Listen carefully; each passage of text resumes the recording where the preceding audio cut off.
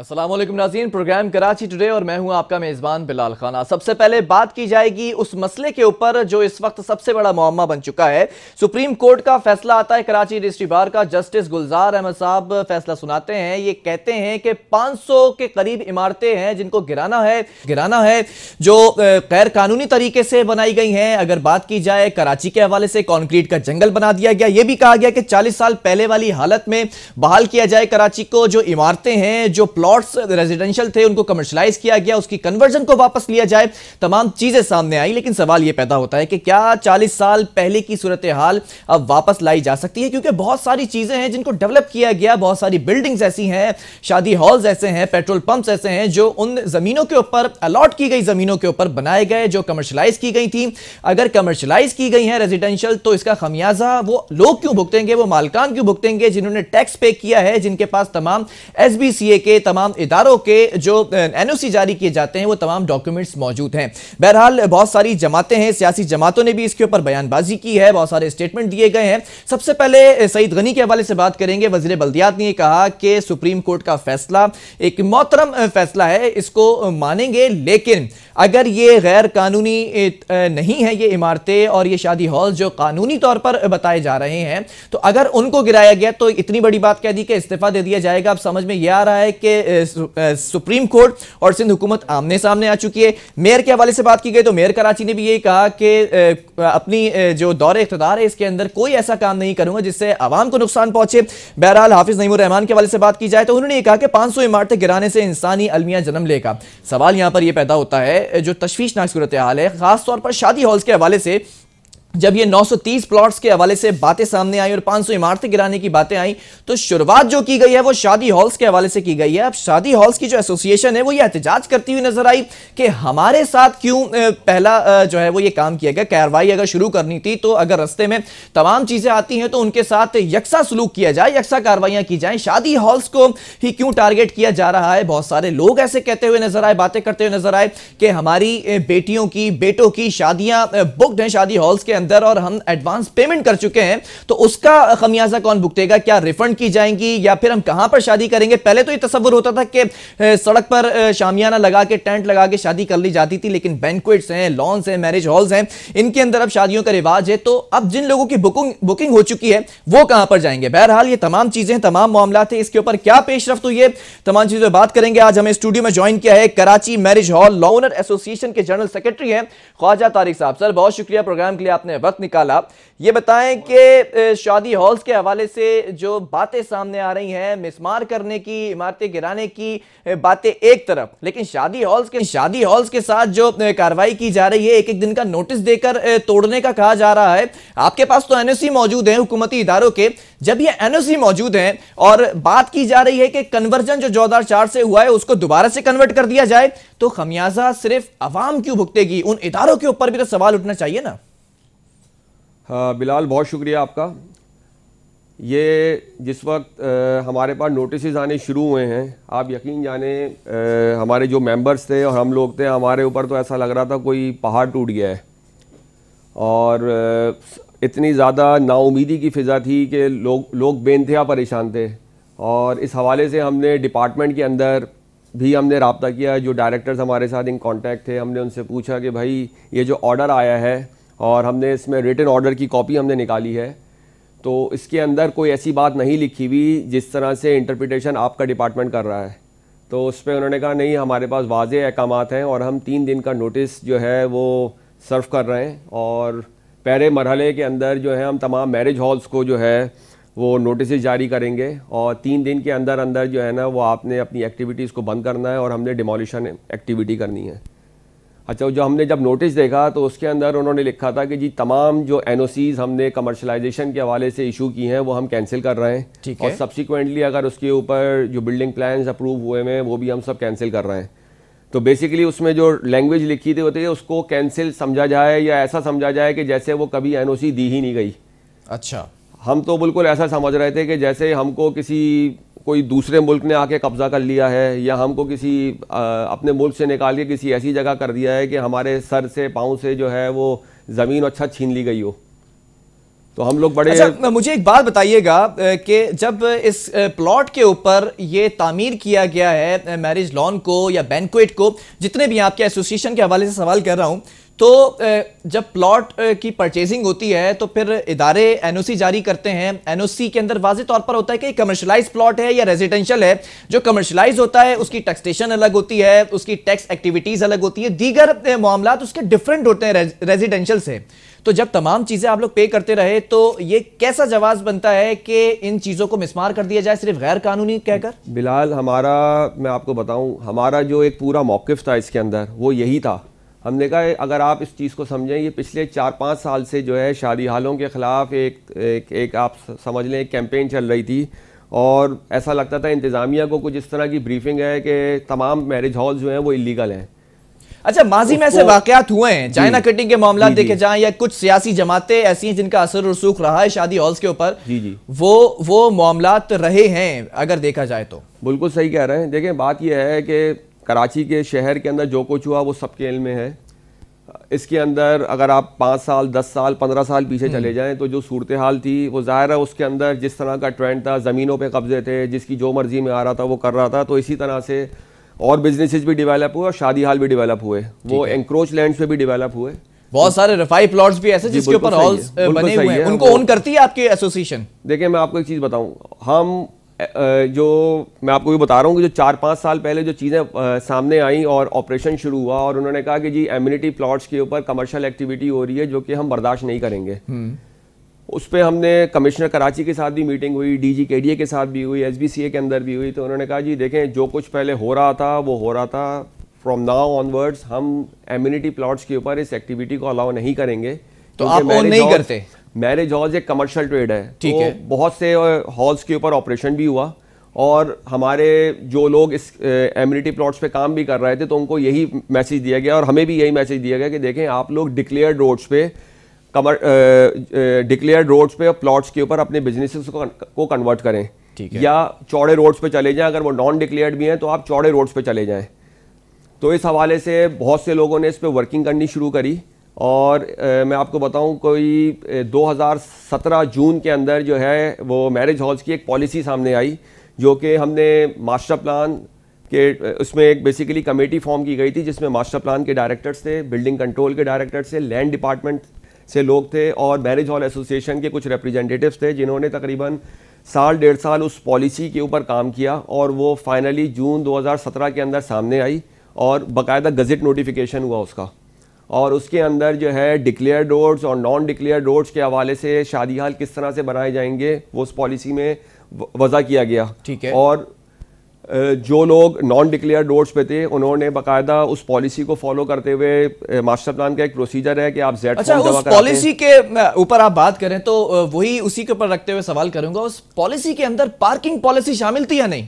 देखें, पार्किंग की सूरत हाल आपके बैंक्वेट्स की, आपके मैरिज लॉन्स की बदतरीन सूरत हाल है। देखिए, उसमें दो चीजें, अगर आप देखें तो तीन लेन के अंदर पार्किंग की जाती है जिससे शहरियों को मुश्किलात का सामना भी करना पड़ता है। आप सही कह रहे हैं, इसमें की एक प्रॉब्लम है और उसकी वजह भी एक यही है कि अगर आप इसको थोड़ा सा समझना पड़ेगा। देखें, कराची की जो भी सूरत हाल थी ना पिछले दिनों, उसमें ऐसा था कि हमारे यहाँ ज़्यादातर जो ग्रोथ थी वो वर्टिकल थी, हॉरिजॉन्टल ग्रोथ नहीं हो रही थी, क्योंकि आपको पता है कि शहर के हालात सही नहीं थे। तो उसमें लोगों की कोशिश ये थी कि जो इलाके पहले से आबाद हैं वो अपनी रिहाइश और कारोबार उन्हीं इलाकों के अंदर करें, और जो कह लें स्कीम 33 का जो एरिया था या जो थोड़े दूर दराज के इलाके थे, वहाँ पे सिक्योरिटी रीजंस की वजह से लोग कारोबार करते हुए, ज़मीनों पे काम करते हुए डरते थे। उसका रिज़ल्ट ये हुआ कि लोगों ने अपना कारोबार जो है वो एक ही जगह पे करना शुरू किया। तो जाहिर है वहाँ पे क्योंकि प्लॉट छोटे थे जिसके ऊपर शादी हाल बनाए गए, तो उसके अंदर पार्किंग प्रोविजंस का मसला आया। इसी हवाले से जब मैं कह रहा हूँ ये जो पॉलिसी बनाई गई तो उसमें उन तमाम एक्सपेक्ट्स को देखा गया और एक पॉलिसी जो हमने वज़ा करी उसमें एग्जिस्टिंग हॉल्स और फ्यूचर की पॉलिसी बनाई गई कि अब जो कुछ हो चुका है उसको किस तरह से सिस्टम में एब्जॉर्ब किया जाए, क्योंकि जाहिर है देखें ये एक ज़रूरत है।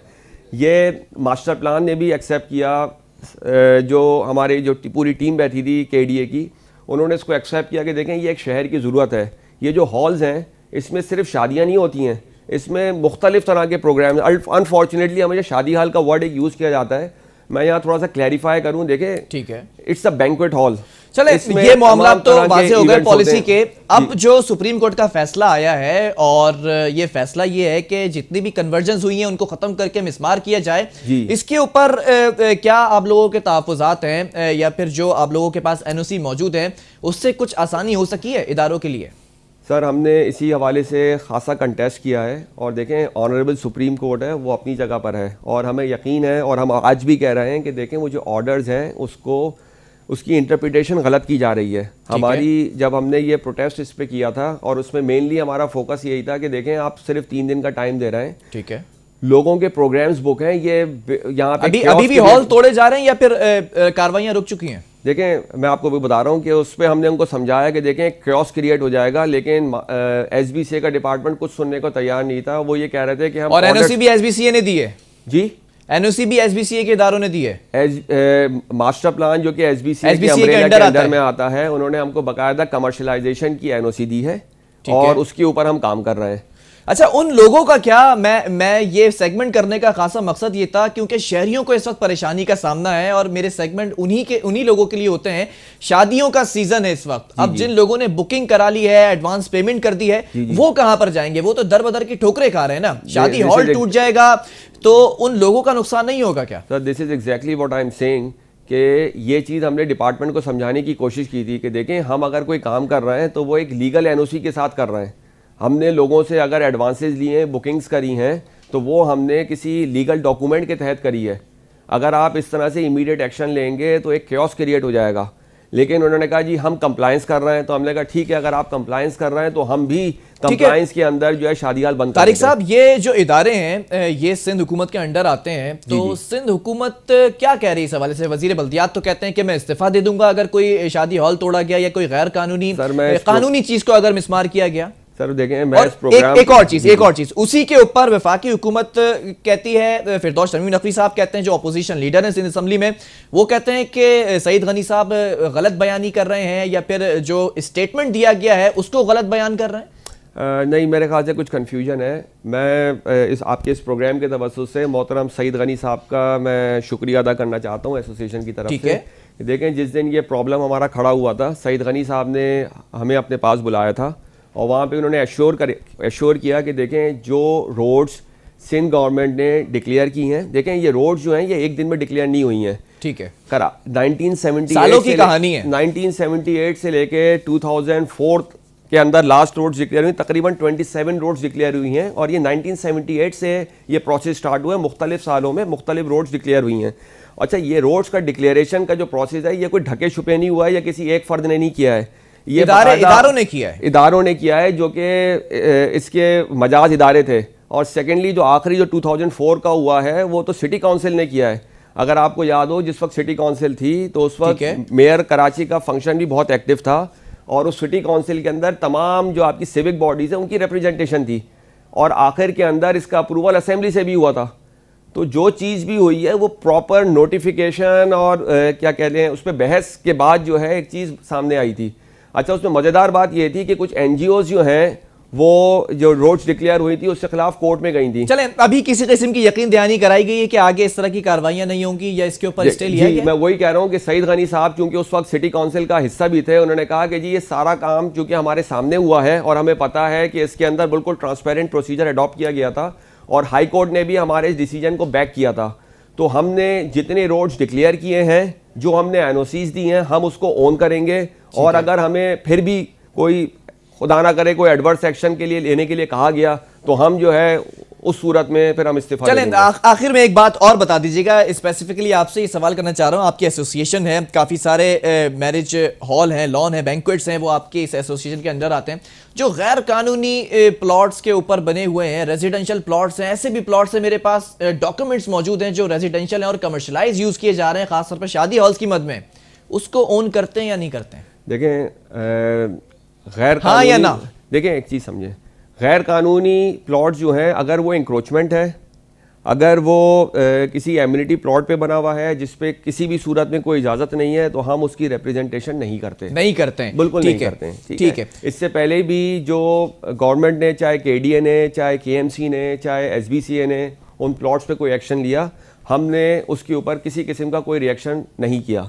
देखें, एक चीज़ बड़ी क्लियर रखें कि हम जो ये काम बिजनेस कर रहे हैं ये इखलाकी हिसाब से भी, कानूनी हिसाब से भी और शरई हिसाब से भी एक कानूनी काम हम कर रहे हैं। तमाम तकाज़ों को पूरा रखते हुए ये काम किया जा रहा है और एसोसिएशन उन चीजों को ओन नहीं करती है जो गैर कानूनी है। ठीक है, बहुत शुक्रिया ख्वाजा तारिक साहब हमारे साथ इस वक्त। और आवाज उनकी यही है, मौकफ यही है कि जो काम हो रहा है इस वक्त, सुप्रीम कोर्ट ने एक फैसला सुनाया है। सुप्रीम कोर्ट ने ये कहा है कि 2004 के बाद जो कन्वर्जन किया गया है, जो मामला सामने आए हैं, उन तमाम चीज़ों को दोबारा कन्वर्ट करके रेजिडेंशियल एक्टिविटीज़ को दोबारा मलूज़ खातिर रखते हुए तमाम चीज़ों को मिसमार कर दी जाए। बहरहाल ये चीज़ है, ये अनारकी फैला सकता है। ये जो फैसला है इसके ऊपर 500 इमारतें गिराई जाएंगी, तमाम चीज़ें हैं। शादी हॉल्स के हवाले से मैं बात कर रहा हूँ, स्पेसिफिकली जो बैंक्वेट्स मौजूद हैं उनको गिराने के लिए कहा गया है। 1 दिन का 3 दिन के नोटिस दिए गए थे। तो किस तरह मामला जस्टिफाई करते हैं, क्योंकि इदारे एसबीसीए के खास तौर पे नाम आ रहा है कि एसबीसीए ने एनओसी जारी किया है। मेरे एक बहुत करीबी जानने वाले जिनके हॉल को कहा गया है, ये नोटिस दिया गया था कि सुबह 7 बजे वो हॉल गिराने आएगी टीम। तो फिर आप ये बताएं कि जब आपने एनओसी जारी कर दिया, जब आपने तमाम टैक्सेस ले लिए, तमाम चीजें वाजे कर दी हैं, बहरहाल बहुत अच्छी तरीके से पता है कि किस तरह हॉल बनाए जाते हैं, किस तरह मामलात इदारे टेकअप करते हैं, वो हम सबके सामने है। लेकिन जब तमाम तकाजे पूरे कर दिए तो आप क्यों ये चाह रहे हैं कि वो उसका नुकसान हो या खमियाजा जो है वो आवाम भुगते?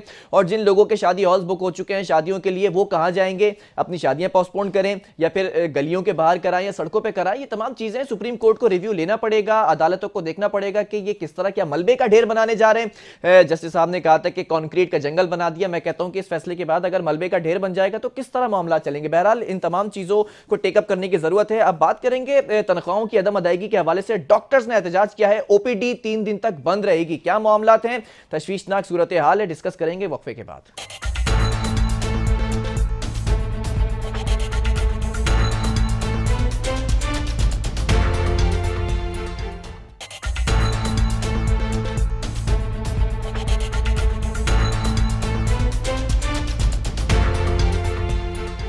वेलकम बैक नाज़रीन। बात करेंगे इस वक्त एहतजाज के हवाले से। हड़ताल की गई है डॉक्टर्स की जानिब से और ये कहा गया है कि तनख्वाहों को बढ़ाया जाए। जो केपीके में है, जो पंजाब में तनख्वाहें दी जा रही हैं डॉक्टर्स को, वो हमें नहीं दी जा रही। सिंध के डॉक्टर्स ने ये कहा है और एहतजाज शुरू कर दिया है। और 3 दिन ये कहा गया है कि ओपीडी बंद रहेगी। अब मरीज रुल रहे हैं, परेशानी का शिकार हैं, किस तरह मामला चलेंगे, तमाम चीजें वाजे करनी होंगी। मुतालबात ये भी कहा है कि मंजूर ना हुए तो इमरजेंसी और वार्ड्स में भी हड़ताल कर देंगे। इंतहाई तशवीशनाक सूरत हाल है। डॉक्टर्स के हवाले से कहा जाता है, ओथ ली जाती है, हलफ लिया जाता है कि सबसे पहले मरीज का ख्याल रखा जाएगा, मुकद्दम रखा जाएगा। लेकिन ये मामलात जो नजर आ रहे हैं, कहा जा रहा है कि 3 दिन तक ओपीडी बंद रखे जाएंगे और कोई मुतालबात जो किए गए हैं, मुज़ाकरात अभी तक हुए नहीं हैं। डॉक्टर्स का यह कहना है कि पंजाब के जो डॉक्टर्स हैं उनके मसावी करने का मुतालबा करते हैं। उनकी जो तनख्वाहें हैं वो हमें भी उतनी तनख्वाहें दी जाएं, मराद दी जाएं, तमाम फैसिलिटीज दी जाएं।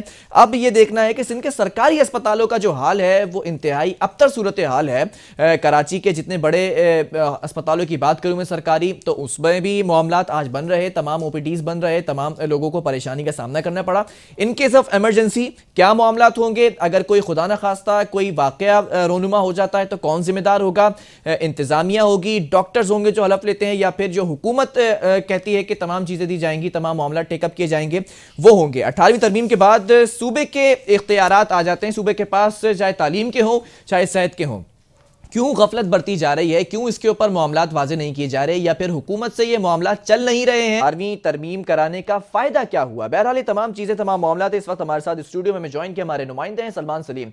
सलमान, ये सबसे पहले तो मुझे इस हड़ताल के हवाले से जो एहतजाज किया गया है और 3 दिन ओपीडी बंद रखने का कहा गया है वाज़े लफ्जों में, तो इसके हवाले से बताइएगा। और साथ साथ ये भी बताइएगा, डॉक्टर्स के हवाले से मैं पूछूंगा, हलफ लिया जाता है और ये बातें की जाती हैं उस वक्त के मरीज को सबसे पहले तरजीह बुनियादों पर रखा जाएगा, तो अब ख्याल नहीं आ रहा? जी बिल्कुल बिलाल, मैं आपको बताता चलूँ कि आज सुबह से जो है वो सिंध के अंदर तमाम जितने गवर्नमेंट हॉस्पिटल्स हैं जो सिंध गवर्नमेंट के अंडर आते हैं, उसकी तमाम की जो है ओपीडीज उसका बाइकआउट किया गया था। साथ में आपको ये भी बताता चलूँ कि यंग डॉक्टर्स एसोसिएशन की जानिब से 1 हफ्ता कबल जो है वो प्रेस कॉन्फ्रेंस की गई थी। उसके अंदर जो है वो अपने वाज़े तौर के ऊपर उनके जो भी सारे तहफ़्फ़ुज़ात थे वो सामने रखे गए थे और सिंध हुकूमत को ये बोला गया था कि हमारी जो है वो सारे तहफ़्फ़ुज़ात देखे जाएँ, हमारे मुतालबात माने जाएँ। लेकिन 1 हफ्ता गुजरने के बाद भी सिंध हुकूमत की जानिब से जो है वो कोई एक्शन नहीं आया, जिसके बायस आज उन्होंने जो है वो बाइकआउट किया है। साथ में आपको ये भी बताऊँ कि Jinnah hospital, civil hospital, Sindh government hospital, Lyari और दीगर अस्पताल जो हैं उसके अंदर तमाम तर जो ओपीडीज हैं वो बंद रही हैं। मरीज जो हैं वो रुल गए हैं। मरीजों से तो मरीजों का ट्रीटमेंट कैसे हो रहा है? फिर मरीजों से हमारी इस हवाले से बात हुई है, उनका यही कहना है कि सिंध हुकूमत ने जो है वो कभी आवाम का जो है वो ख्याल नहीं किया। हमेशा जो है वो आवाम को उन्होंने तकलीफ ही पहुंचाई है, चाहे वो महंगाई में हो, चाहे वो किसी भी चीज़ में हो। तालीम और सेहत की बात की जाती है, तो इसके हवाले से जो है वो एमरजेंसी भी नाफिज की गई थी और बोला गया था कि तालीम और सेहत को जो है वो तरजीह के ऊपर रखा जाएगा, बुनियादी जो है वो सहूलियात दी जाएंगी। लेकिन सेहत की बात की जाए तो आज भी जो है वो गवर्नमेंट हॉस्पिटल्स की हालत जो है वो बद से बदतर है। अच्छा, वजीर सेहत के कानों पे जू रहेंगी इन तमाम मामलों के बाद, या अभी भी वो ख्वाब खरगोश से बेदार नहीं हुए? देखिए, मैं आपको बताऊं कि आज कराची, हैदराबाद, सक्कर, लाड़काना, मीरपुर खास के अंदर भी जितने गवर्नमेंट हॉस्पिटल्स हैं उनकी भी जो है वो टोटली ओपीडी का बाइकआउट रहा है। और जो अगर मैं बात करूं आपसे मिनिस्टर हेल्थ की जो असरा पीछो हैं उनकी तरफ से जो है वो अभी तक कोई मौक़िफ़ सामने नहीं आया इस हवाले से।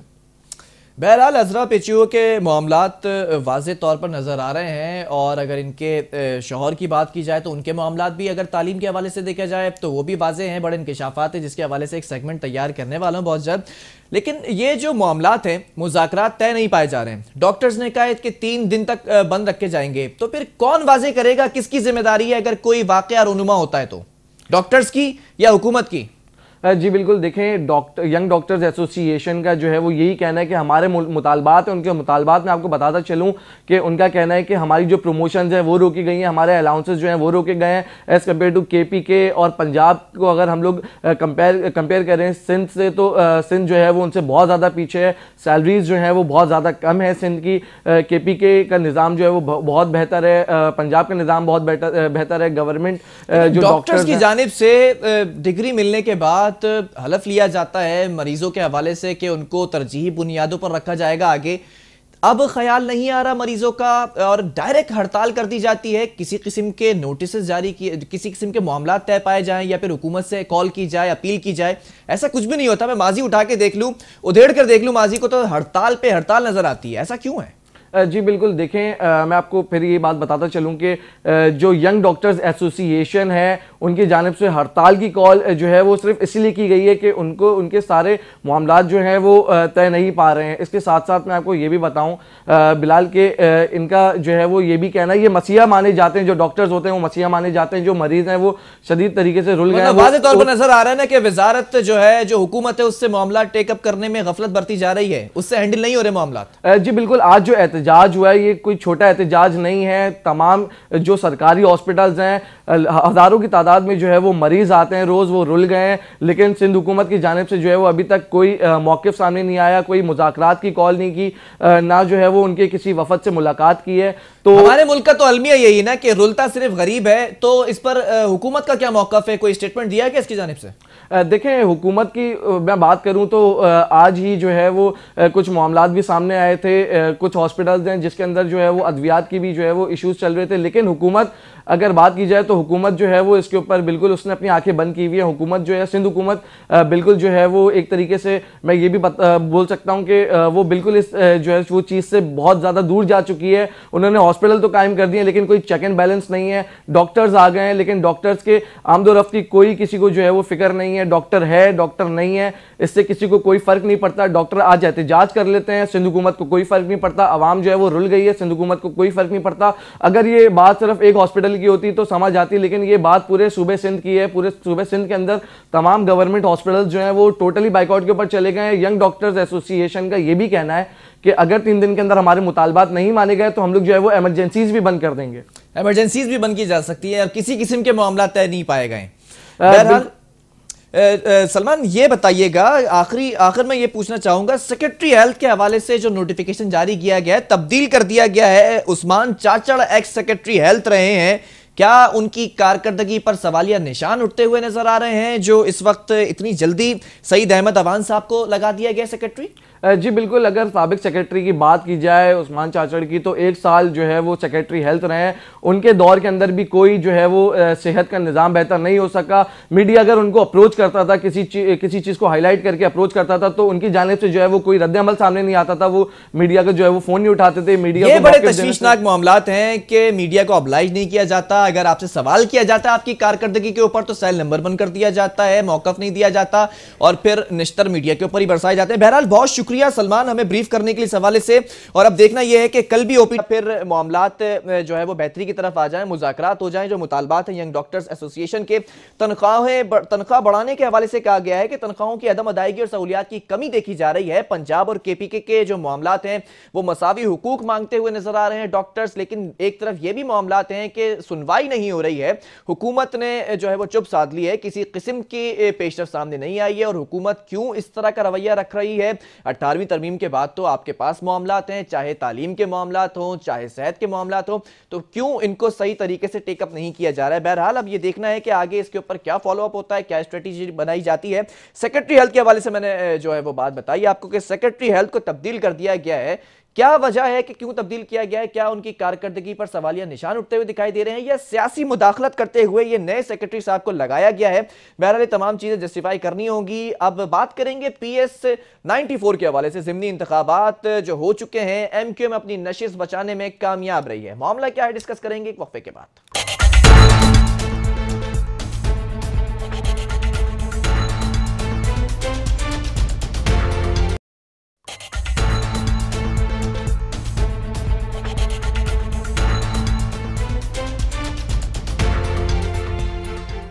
वेलकम बैक नाज़रीन। बात करेंगे PS 94 के जो ज़िमनी इंतखाबात हुए हैं, पुरअमन तरीके से वो इंतखाबात हो चुके हैं और जो रिजल्ट आया है, जो वोटिंग टर्न आउट रहा वो बहुत कम रहा, लेकिन MQM अपनी नशिस्त बचाने में कामयाब रही है। हाशिम रजा जो यहाँ से कामयाब करार पाए गए हैं, कामयाबी का सहरा उनके सर पर सजा है और ये तमाम चीज़ें हैं वाज़े की गई हैं। अशरफ जब्बार कुरैशी दूसरे नंबर पर रहे हैं, जबकि MQM पाकिस्तान की जानिब से भी जो मामलात हैं वाज़े तौर पर नज़र आ रहे हैं। लेकिन बात की जाए इस वक्त ख़ास तौर पर PTI के हवाले से काफ़ी जो है वो मेहनत की गई थी, काफ़ी जद्दोजहद की गई थी और काफ़ी स्ट्रगल की गई थी, अगर ये कहा जाए तो गलत नहीं होगा। लेकिन वफाक में हुकूमत आपकी है, तमाम चीज़ें वाज़े की गई थी और जब जनरल इलेक्शंस की बात की गई थी तो वाज़े तौर पर देखा गया था कि कराची से बड़ी कामयाबी हासिल की थी।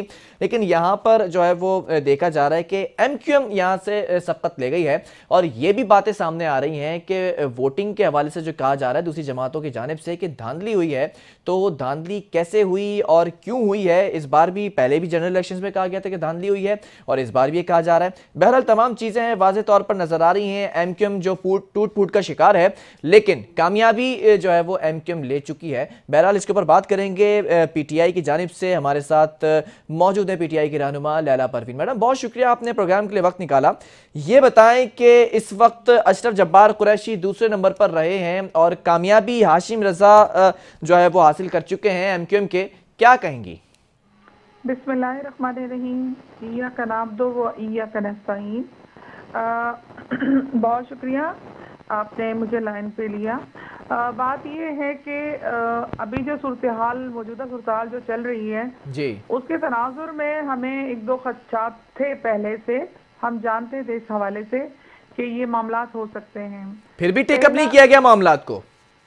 जी देखिए, वो करने वाले मामलात हमने कोशिश की, हमने अपनी तरफ से बहुत मेहनत भी की है और लोगों को अवेयरनेस भी देने की कोशिश की, लेकिन हुआ ये कि वहाँ लोगों के जहनों में मतलब हार तस्लीम कर रही हैं मैडम फिर आप?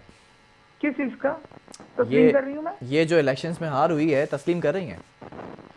हार तो गए ना, अब मैं बोलूँ नहीं जी हम जीत गए, ये बात तो नहीं हो सकती। हम हारे, तस्लीम कर ले, बहादुरी का मुजाहरा करते हैं। आप कह रही हैं कि मामलात रोकने की कोशिश की गई, रोक ना सके। मैं आपसे कह रही हूँ कि कुछ लोगों के जहनों में ऐसी बातें डाल दी गई थी वहाँ के हवाले से जी। PTI के हवाले से, जैसे तजावुजात के हवाले से वहाँ एक ऑपरेशन चल रहा था। नहीं, फैक्ट तो फैक्ट है ना, जो बातें हैं वो तो वाज़े की गई हैं। बातें देख, तजावुजात PTI ने थोड़ी उनके गिराए घर या दुकानें, वो तो MQM ने गिराई थी, लेकिन वहाँ पर तासुर ये दिया गया कोरंगी की आवाम को कि जो तजावुजात के नाम पे जो आवाम को गलत तासुर दिया गया इसलिए हार गए। जी बिल्कुल, उनको बहकाया गया, उनको गलत बयानी की गई और उनको भड़काया मैडम, गया तो गवर्नमेंट के उनकी खिलाफ। कैंपेन इतनी जोरों शोर पे थी कि बहकाया गया और वो बहक गए। आप जो है वो वाजे कर देते जाके, आपकी कैंपेन भी तो चल रही थी ना। ओवरऑल वो जो है लोगों को यही कॉन्सेप्ट दे रहे थे। अशरफ जब्बार कुरैशी साहब की जो कैंपेन है, मैंने खुद देखी है, बड़े जोरों शोर से चल रही थी। बिल्कुल ऐसे ही है, हमने बहुत ग्राउंड पे काम भी किया, फिर भी कामयाब ना हो सके आवाम को मनाने में, अपना बनाने में। वो देखिए माइंड सेट उन्होंने बना दिया था उनका। और दूसरी बात ये है कि आप जानते हैं कि माजी में भी इसकी बहुत मिसालें हैं कि कौन ठप्पे लगाता है, कौन क्या करता है, कौन क्या सिस्टम चला रहे होते हैं। तो ये तो वो उनके कटर इलाके हैं जहां पर, मतलब ये इल्जाम है वाज़े तौर पर, ये बताया जा रहा है कि इस बार भी ठप्पे लगे। जाहिर सी बात है। तो जनरल इलेक्शन के हवाले से क्या कहेंगी? उसपे भी तो यही जमात जो जीती है ये कहती थी उसमें भी ठप्पे लगे। कौन सी जमात? आप हमारी बात कर रही हैं? नहीं, एमक्यूएम की बात कर रहा हूँ। उसने भी तो इल्जामात लगाए थे कि ठप्पे लगे हैं जनरल इलेक्शन में। कराची से जो आपने सीटें हासिल की हैं, इतनी अलग बात होती है, एक चीज हकीकत है वो अलग है, वो रोजे आया की तरह है। और ये हम बात नहीं कर रहे, आप किसी भी पॉलिटिकल पार्टी से बात करेंगे तो ये बात वाज़े तौर पर वो कहेंगे कि ये होता है और ये कराची में किया जाता है। हमने बहुत कोशिश की और हमने बहुत एक नया सिस्टम भी लेके आए जिसमें धांधली ना हो, रिगिंग ना हो। और लेकिन बहरहाल कुछ लोग बहुत एक्सपर्ट होते हैं, वो कर जाते हैं बहुत सारे मामलात में ये चीजें। तो ये चीज भी थी। और दूसरी बात, एक माइंडसेट आवाम का जो है उन्होंने चेंज कर दिया था पीटीआई के। मतलब ऐसा माइंडसेट चेंज कर दिया, मैं ये हैरान हूं कि वही जमात आपके साथ इत्तेहादी भी है, 2 वजारतें भी उसके पास हैं। इत्तेहादी देखिए गवर्नमेंट में है, हमारी सोच एक नहीं है, हमारा विजन एक नहीं है, हमारा मंशूर एक नहीं है, हमारा मतलब फिर एक साथ कैसे चलेंगे? विजन एक नहीं है, मंशूर एक नहीं है, इत्तेहादी है। इतिहाद, सियासी इतिहाद तो तमाम पॉलिटिकल पार्टीज का होता है और हर पॉलिटिकल पार्टी करती है, माजी में भी की है, अब भी है और आगे भी होंगे। इतिहाद का मतलब ये नहीं है कि आप एक हो गए या एक आपका मंशूर एक हो गया या आपका विजन एक हो गया। मतलब तो इतिहाद का और क्या मतलब है?